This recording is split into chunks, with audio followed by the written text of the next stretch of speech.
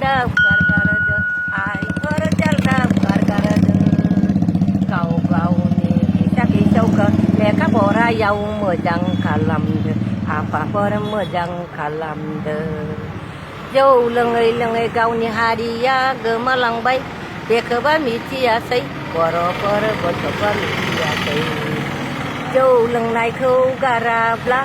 गोदोलांगोन बर'फोर बेखौ मिथिखा बर'फोर बेखौ मिथिखा ओइ बर'फोर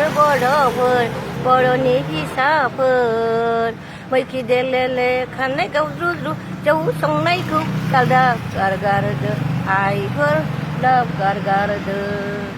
गाव गावनि फिसा फिसौखौ लेखा फरायाव मोजां खालामदो आफाफोर मोजां खालामदो